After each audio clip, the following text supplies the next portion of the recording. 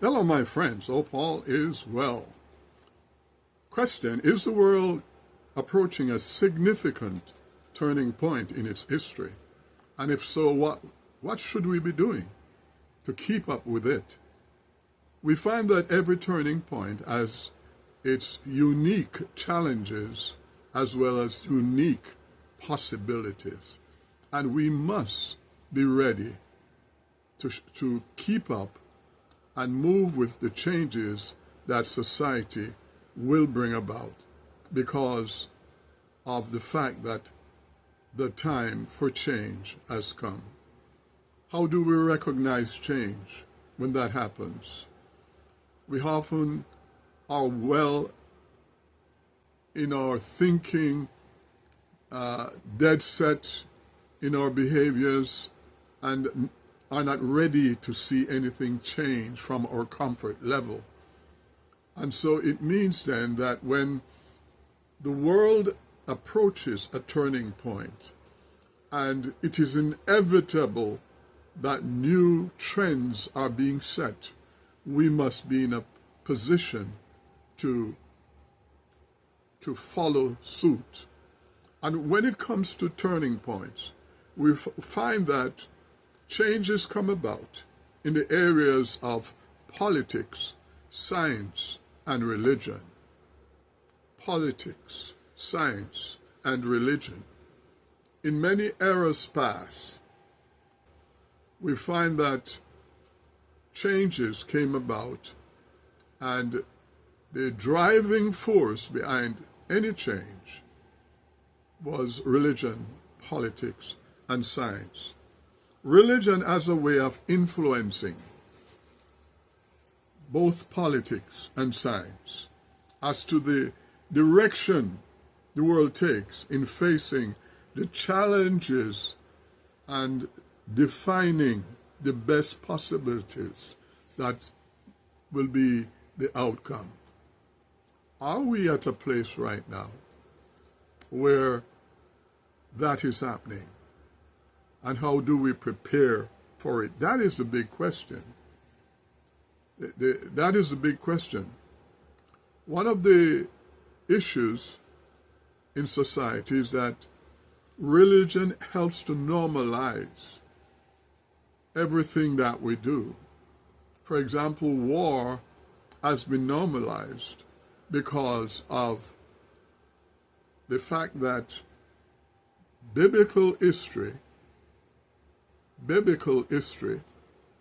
shows where the God of the Old Testament, for example, supports wars. When I think is in the book of Deuteronomy, the God Jehovah commands the Israelites, his people, to destroy the Amalekites and to wipe out the whole nation. And we find that history has a bearing of normalizing what we do.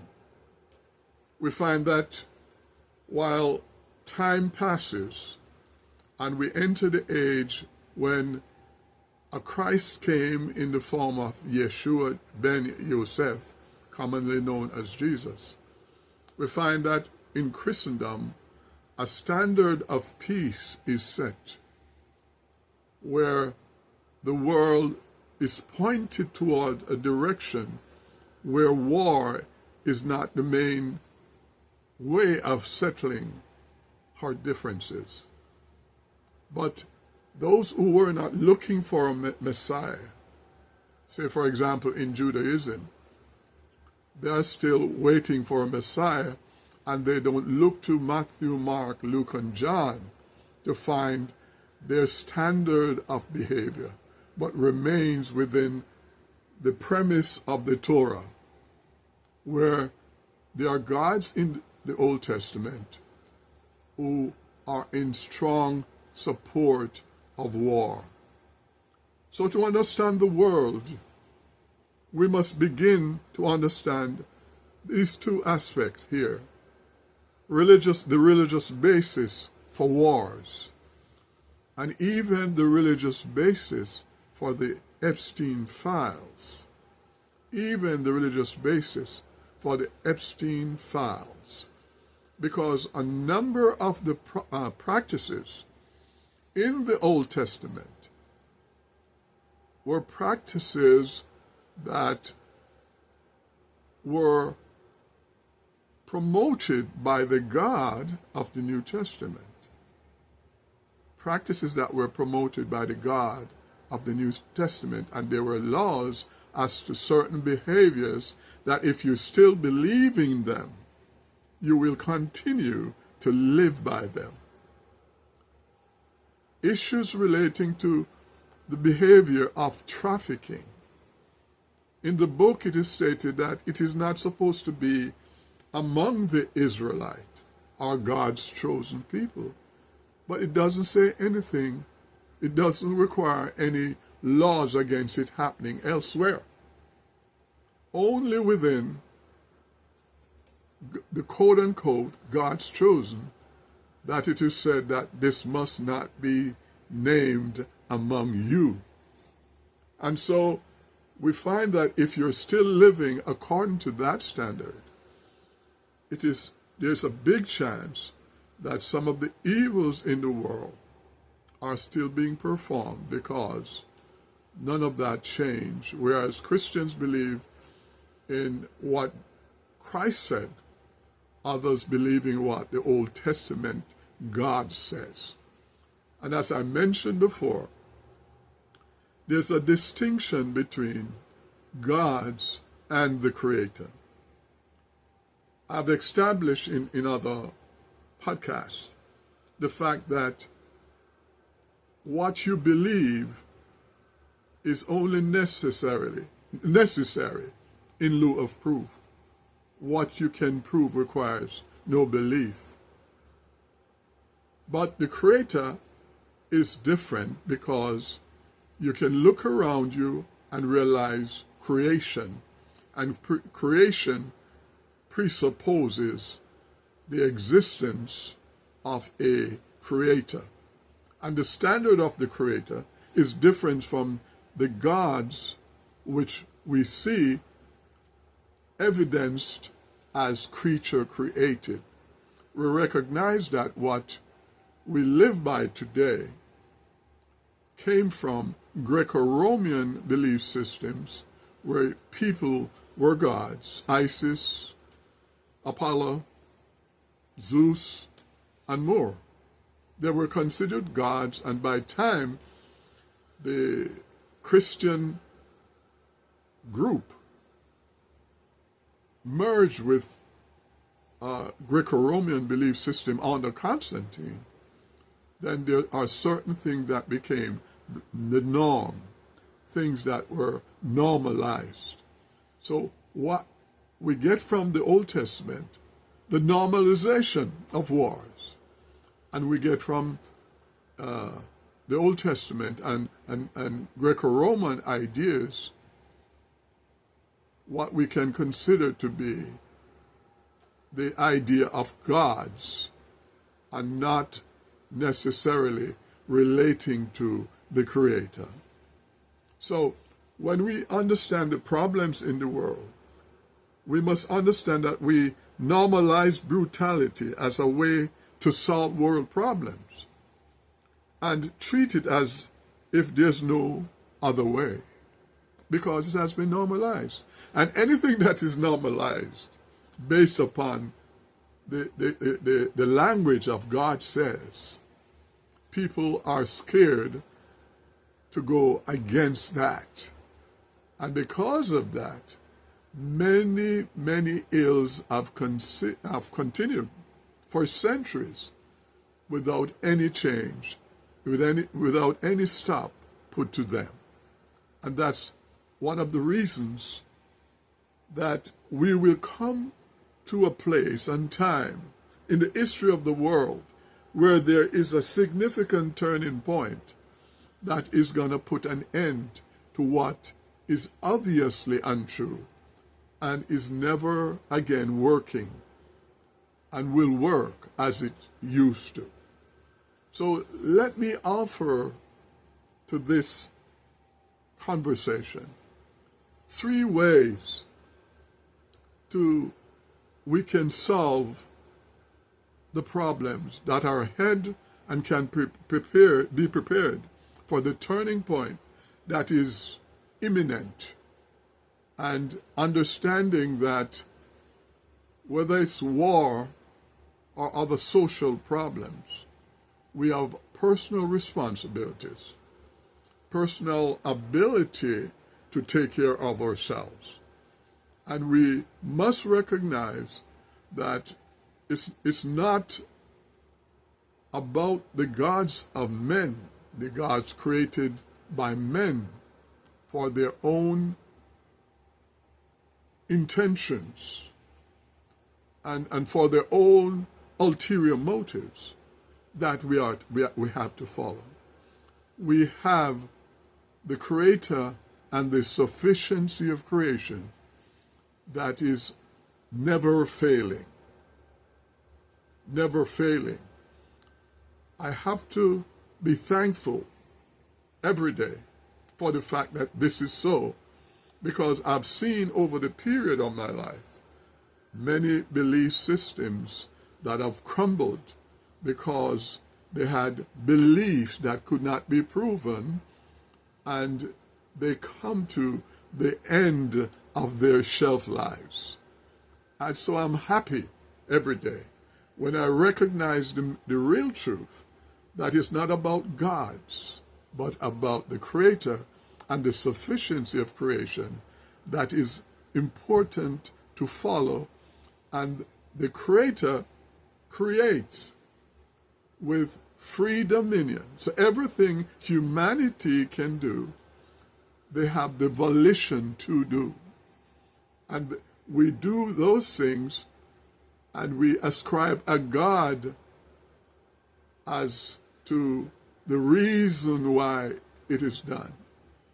If we have free dominion and the sufficiency within ourselves to dominate the earth, then we cannot throw our errors and ego and mistakes to attribute it to what God says.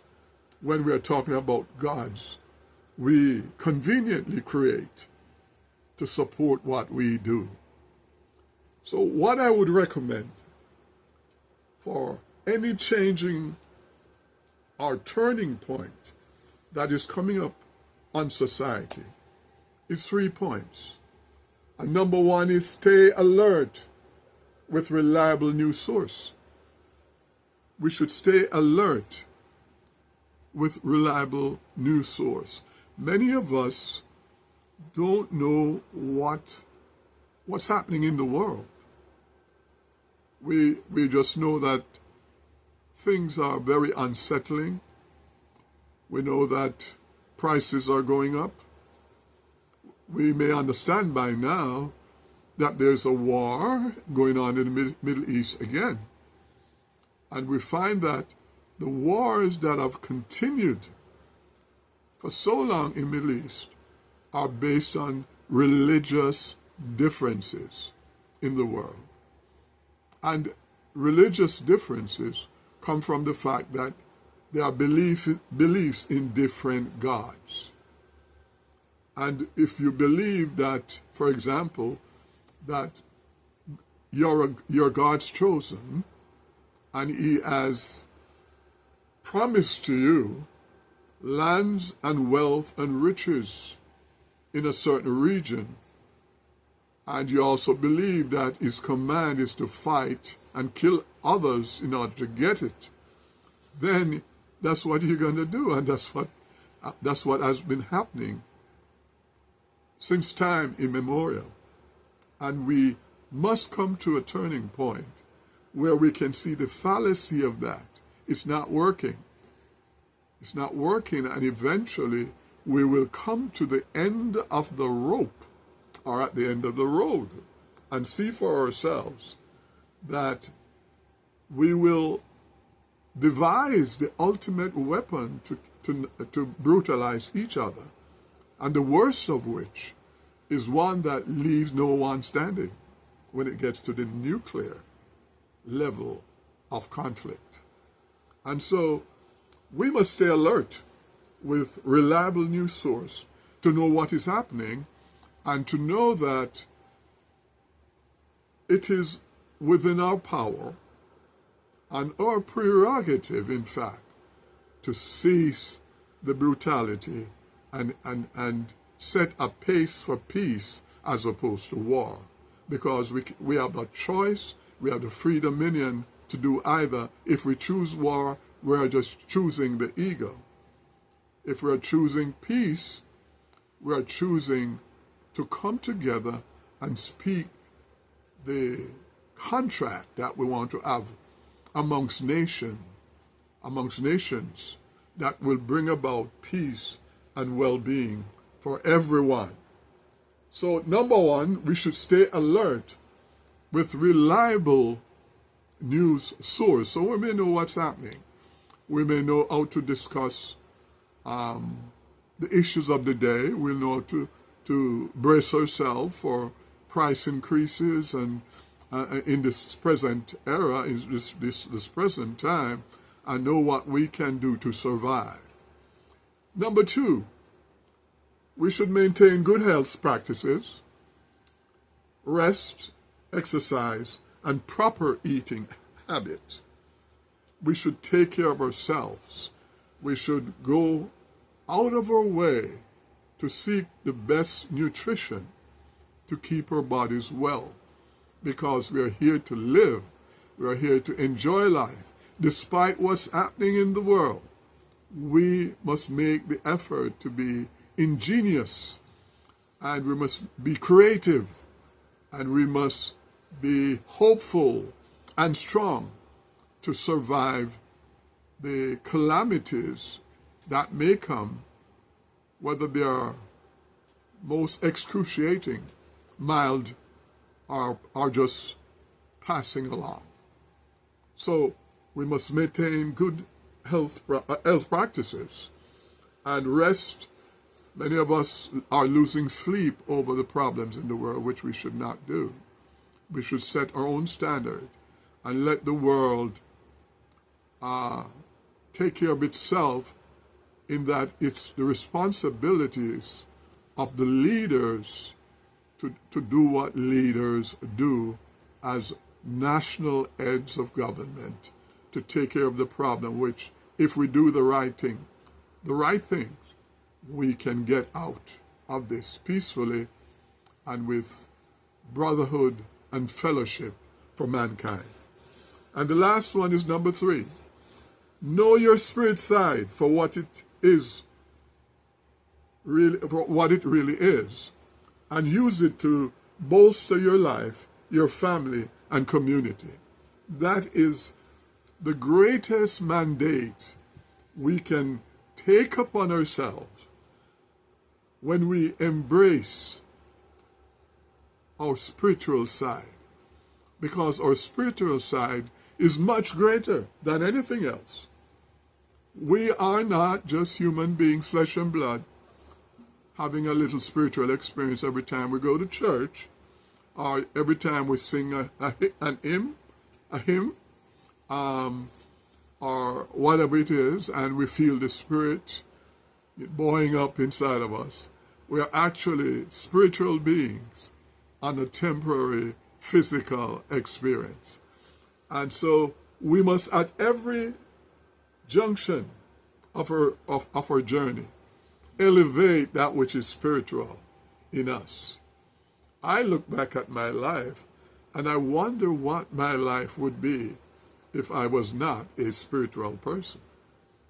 Because spirit is powerful. Spirit is more powerful than the physical.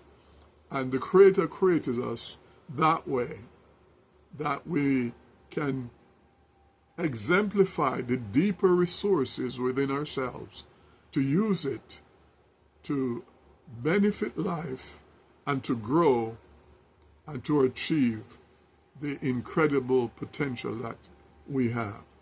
So I hope this is helpful to you, and I look forward to hearing your responses.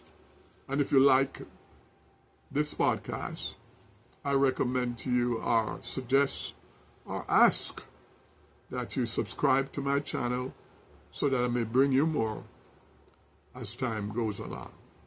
So have a great night and rest well. Bye for now.